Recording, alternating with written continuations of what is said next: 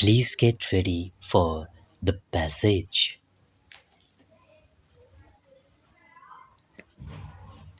Mr. Vice Chairman, sir, I beg to raise a discussion on the situation in Jammu and Kashmir with particular reference to the recent massacre in the valley on July 13, 2002 and the failure of the government in this regard.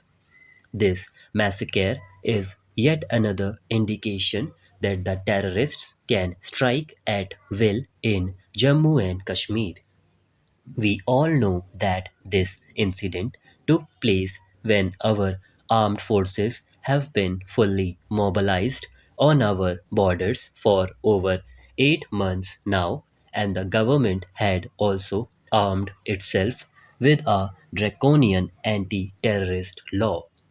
Sir, the House would recall that when a similar tragic incident took place recently, the Honorable Deputy Prime Minister had assured the House that the government stood committed to taking all possible steps to control the militancy in Jammu and Kashmir and that the security forces had been conducting intelligence based operations against terrorists.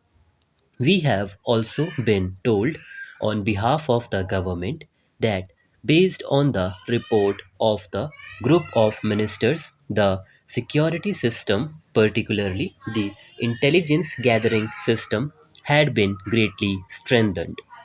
Until a few days ago, the government had also claimed that as a result of what has come to be known in popular parlance as coercive diplomacy, it has secured assurance from major powers such as the United States and the UK that the government of Pakistan had agreed to stop cross border terrorism and to dismantle the infrastructure of that. Furthermore, until recently, some spokesmen claimed that there had been a very significant reduction in the infiltration after the May 27 speech of General Pervez Musharraf. In all this, the country stood as one. We, as principal opposition parties, extended full support to the government to face the challenge of cross border terrorism and the proxy war being carried on by Pakistan. And yet, sir, the situation on the ground has not improved. If we go back to the ghastly incident of Chhattisgarh, the attacks on innocent people in various parts of Jammu and Kashmir, the attack on the assembly in October, and later on our parliament, all these go to show that our nation's sense of agony and pain as a result of the activities of terrorists in Jammu and Kashmir has not abated. This morning, the Honorable Home Minister and Deputy Prime Minister gave certain figures about the number of violent incidents in Jammu and Kashmir by terrorists, the security personnel killed, the terrorists killed, and the civilians killed. No doubt, some of these figures show a marginal improvement. But considering the extraordinary measures that our government have taken after the full mobilization of our armed forces, I think the progress can hardly be considered encouraging.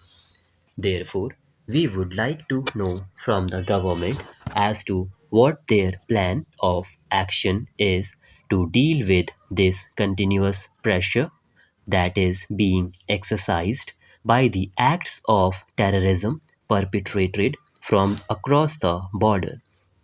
After the ghastly attack on our parliament in December 2001, the government mobilized our armed forces on an unprecedented scale at our borders. We supported the government in its resolve to counter cross border terrorism.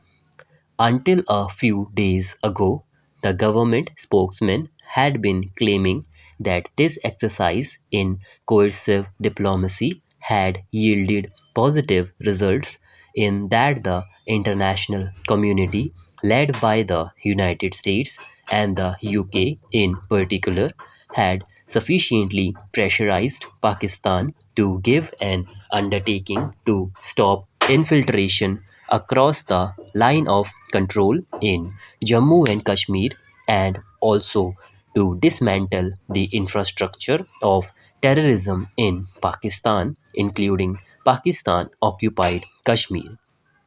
As I mentioned, responsible members of this government asserted that cross border infiltration in Jammu and Kashmir had virtually come to an end.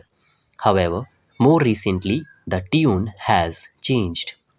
If this is the ground situation, what then are the gains of the so called coercive diplomacy? We would like to know from the government the objectives behind this coercive diplomacy and the extent to which those objectives have been achieved. General Musharraf has been making many statements, and I have seen one public statement by him which says that though infiltration is not taking place, he can give no assurance that nothing will ever happen again at the borders in the years to come. He has further stated that the closure of terrorist camps is purely an internal matter for Pakistan to decide. We would therefore like to know the nature and value of assurances supposedly given by General Musharraf to the United States and the UK, on the basis of which we undertook the first initial steps towards de escalation of tensions on our borders. I would also like to know from the government how far our own approach to escalation or de escalation was influenced by the coercive diplomacy practiced by the international community in the form of travel advisories to their nationals. Sir, in this context, it is all the more worrisome today that currently India's perceptions about the state of cross border infiltration are not fully shared by the United States and the UK. Both the United States and the UK have publicly stated that Pakistan has made significant progress in fulfilling its promises to the US and UK to stop cross border terrorism, though they both agree that Pakistan needs to do more in this regard.